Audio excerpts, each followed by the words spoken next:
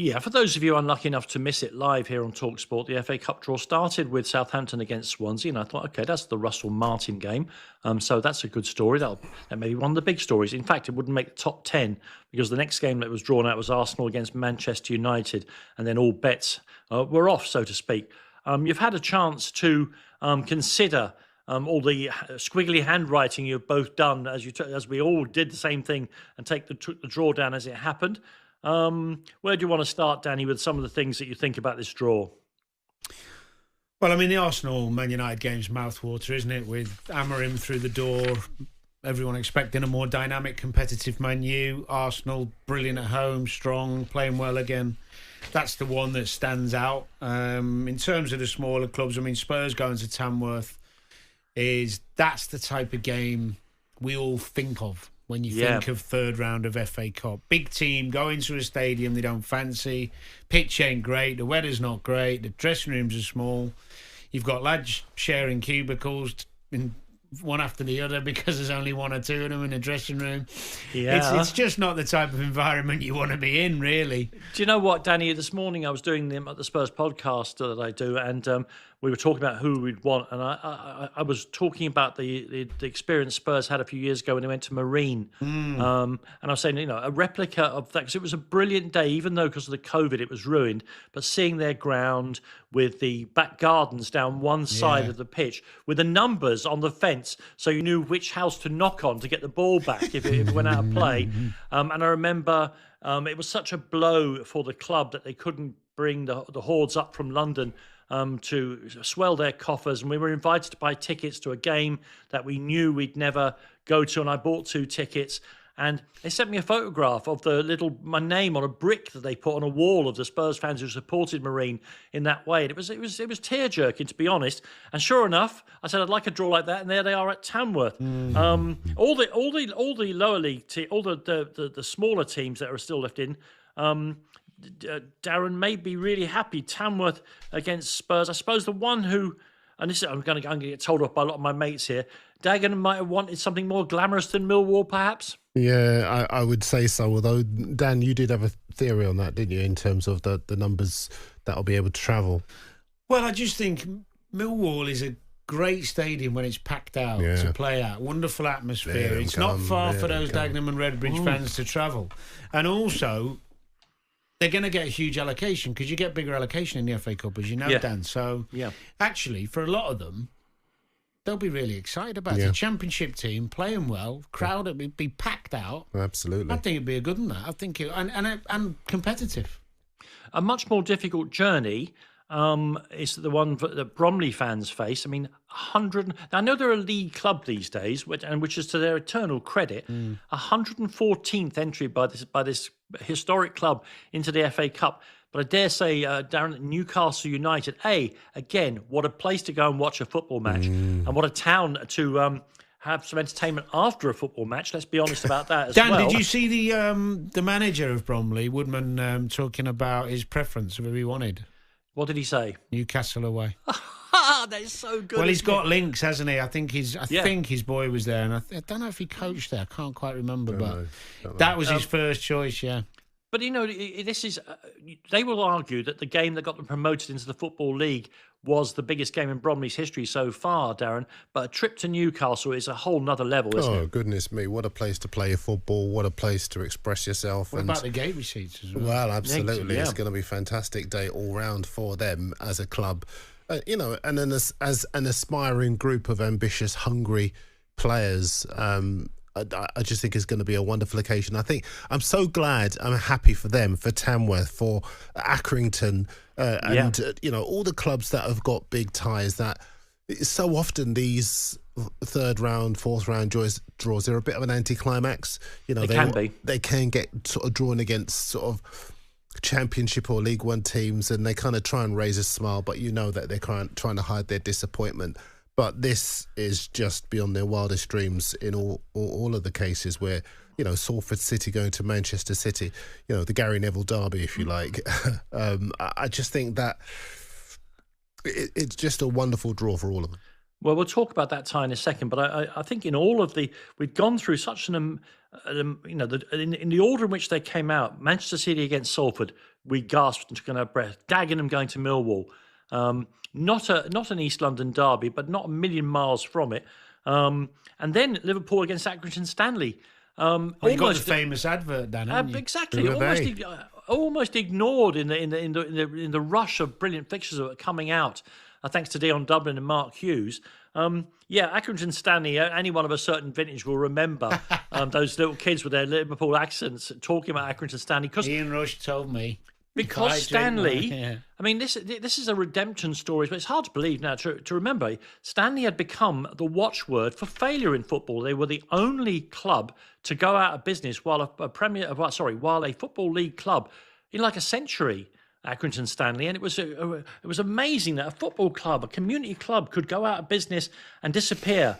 And they have gradually rebuilt, and I think it will be an astonishing. I'm actually tearing up here. It'll be an astonishing day for the people who've followed Accrington Stanley in all its various iterations over the past 30, 40, 50 years, including, as I say, when television adverts used to literally take the mick out of them. They've become the benchmark of failure. Dan, we didn't go to Anfield. Amazing. We didn't mention Everton Peterborough, but our good friend Mr. Durham has told us that we should be talking about it because he seems to think that it'll be the last ever FA Cup tie at Goodison. Oh. Well, and of course that is the danger. No matter who they draw, is that you might. Look. We talk with great nostalgia about the old football grounds in England. I for one, will be, really, really sad to see the old Everton go. I spend a lot of time. There's a live feed of them building a new stadium. I go and look at that at least once a day, and it looks amazing. It looks fantastic. Dear. I know. Do you know what? I wish I wasn't that. I wish I was not that busy. I could think. Do you know what I'll do now? Yeah, of course. I'll watch some labourer. That's because Danny, golf takes up 6 hours at a time, doesn't it, in your day? Yeah. And you've been so successful, you now have the choice. Yeah, I guess so. And I suppose I can. And when occasionally a rather frustrated Mrs. K puts her head round the door, she goes, "What's that you're looking at on the big telly? Is that a building site? Shh, research. This is work." Yeah, you can do that. You can pull that as well, can't you? There'll be. I'm looking to get again at some more of these ties. The one when Aston Villa and West Ham came out, assuming that that things keep going the way they are, both those clubs will be needing a cup run to repair their season, won't they? Well, West Ham they demand of their managers that they actually do well in the cup competitions, but the question for me with this tie is where will Villa be by the time it's played in the league, because they were doing so well and they've fallen like a stone in the last 8 games. No wins in 8. Although they are doing really well in the Champions League. Yeah, so the fans have got that to almost keep them going. Yeah. And who will be managing West Ham by then? Because the run that they are on is that's horrendous. A nice positive comment, Darren. I know, but I can't listen. All my West Ham mates are worried about Danny, them. Darren knows if they hadn't got that win at St James's, that conversation would already have been had, wouldn't it? Let's not kid ourselves. And then to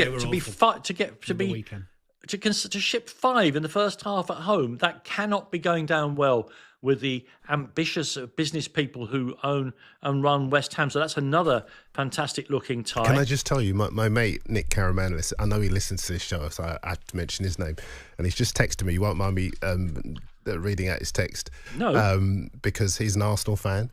And I said, what do you think of Man United? And he said, it's fine. The league's over anyway, so we can concentrate on the cup. Well, in that case, you don't want to be drawing Manchester United, do you? Let's be truthful, because who knows where Manchester United will be in a month's time. It's the first time, Dan, Man U have had an away cup game in a long time. Someone might correct me on that. Yeah. But they had a really good run.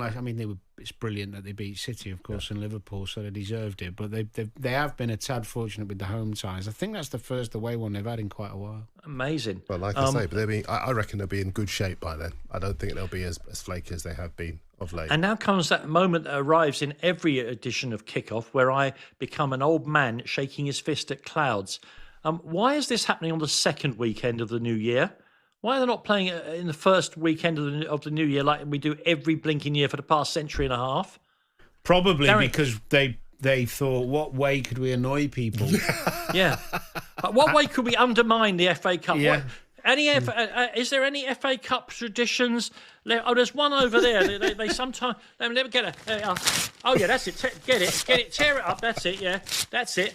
And it won't be at the end of the season anymore, and we won't make it 3:00 kickoff. No, and I'm glad actually that because again today when we were discussing this on the View from the Lane, it was a person who is more than half my age who said, "Why are we playing this on the second?" And I thought, good. The temperamentality about the FA Cup was passed down through the generations.